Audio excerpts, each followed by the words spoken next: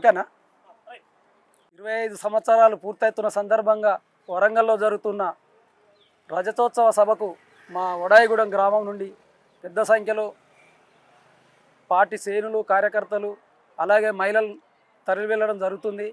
ఈ యొక్క సభ ఉద్దేశం మన తెలంగాణ ఏర్పాటు కోసం జరిగిన పోరాటం నుంచి ఈ 25 సంవత్సరాలు జరిగిన అభివృద్ధి కానీ, పరిపాలనా విభాగం కానీ, పార్టీ ఉద్యమ చరిత్రను ఈరోజు పార్టీ అధినేత కేసీఆర్ అక్కడ రాష్ట్ర ప్రజలకు వివరించబోతున్నారు. ఈ యొక్క సభకు మేము వెళ్ళడం కూడా మేము అదృష్టంగా భావిస్తున్నాం. అలాగే ఈ యొక్క గ్రామంలో గత 10 సంవత్సరాల నుంచి మాకు పైలశేఖర్ రెడ్డి గారి ఆధ్వర్యంలో అన్ని రకాలుగా మౌలిక వసతులతో పాటు దాదాపు 2 కోట్ల అభివృద్ధి పనులు చేయడం జరిగింది. అలాగే కాంగ్రెస్ ప్రభుత్వం ఏర్పడిన 2 సంవత్సరాల్లో వడాయిగూడానికి ఈ రోజు వరకు నయా పైసా రాలేదు.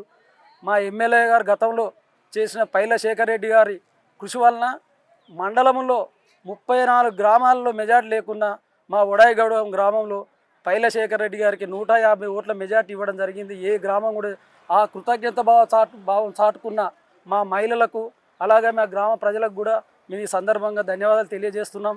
రానున్న జనరల్ ఎలక్షన్లో తిరిగి బీఆర్ఎస్ ప్రభుత్వం అఖండ మెజార్టీతో విజయం సాధించబోతుంది.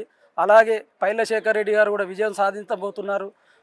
నవ్వుతూ నభవిష్యత్తు అన్న రీతిలో వడాయిగూడెం అభివృద్ధికి తిరిగి కంకణం కట్టుకుంటాం.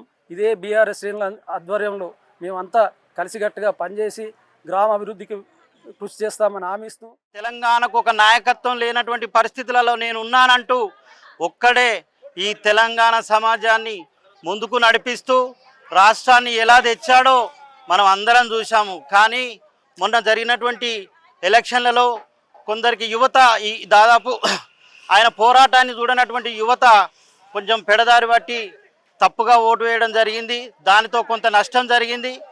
అయినా సరే ఒకసారి రాష్ట్రాన్ని కాంగ్రెస్ ఏ రకంగా దోచుకుంటుందో తెలుసుకున్నారు ఈ సమాజం కూడా. ఆ తెలుసుకున్న తప్పును సరిదిద్దుకోవడానికి ఇంకొక 3 సంవత్సరాల టైం ఉన్నది. పోయినటువంటి పోరాటాలను కూడా చేసినటువంటి పోరాటాలను జరగబోయేటువంటి పోరాటాలను మొత్తం కూడా దిశానిర్దేశం చేయడానికి ఈరోజు కేసీఆర్ గారు సభకు రావడం జరుగుతుంది. అట్టి సభకు మా ఊరి నుంచి దాదాపు 150 మంది బయలుదేరడం జరుగుతుంది.